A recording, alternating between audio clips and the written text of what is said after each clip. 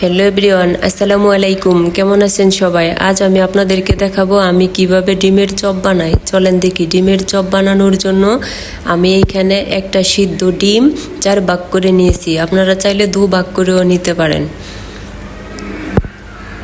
তারপরে আমি বড় সাইজের একটা বাটি নিয়েছি। বাটির মধ্যে দিয়ে দিব চিকন করে কুচি করে রাখা অল্প বাঁধাকপি। তারপরে দিয়ে দিব বেশি পরিমাণে পেঁয়াজ আর কাঁচামরিচ কুচি। ডিম চপের মধ্যে পেঁয়াজ কুচিটা বেশি পরিমাণে লাগে, এই জন্য আমি বেশি দিয়েছি। এখন এর মধ্যে দিয়ে দিব রসুন বাটা, তারপরে দিয়ে দিব আদা বাটা, এখন দিয়ে দিব গরম মশলা আর জিরা বাটা। আমি সবগুলো উপকরণ শিলপাটায় বেটে নিয়েছি। তারপর দিয়ে দিব চাউল বাটা, আপনারা চাইলে চাউলের গুঁড়াও দিতে পারেন। এখন দিয়ে দিব পরিমাণ মতো হলুদ, তারপরে দিয়ে দেব মরিচ গুঁড়া, এখন দিয়ে দেব পরিমাণ মতো লবণ, তারপরে দিয়ে দিব বেসন,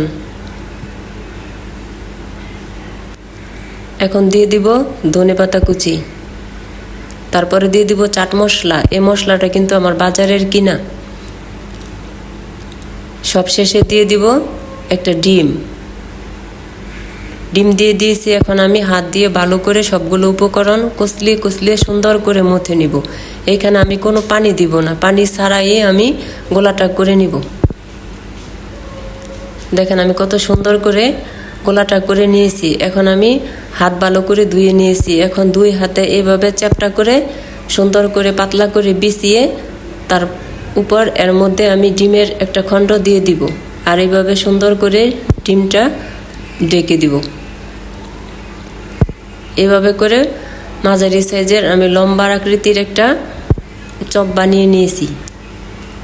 দেখেন এভাবে করে আমি চপটা বানিয়ে নিয়েছি। আর এদিকে চুলায় কড়াই বসিয়ে তেল দিয়ে আমি তেল গরম করে নিয়েছি। এই যে একটা আমার বানানো হয়ে গেছে। এখন আমি এইভাবে করে সব কয়টা বানিয়ে নিব। তেল গরম হয়ে গেছে, এখন বিসমিল্লাহ বলে কড়াইয়ের মধ্যে আমি দিয়ে দিয়েছি।